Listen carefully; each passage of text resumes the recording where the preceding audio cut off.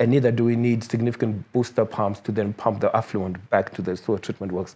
So if you look at it holistically, because we're doing it at source, we're doing a source control methodology, there are all of these other significant factors that are catered for, which makes the entire development much more environmentally friendly, which is a term that I don't really like to use, because I think environmentally friendly is too loose a term. I think it's more intrinsic and it's more respectful of the environment. Yeah, and it's much more it's more embedded. It needs to be.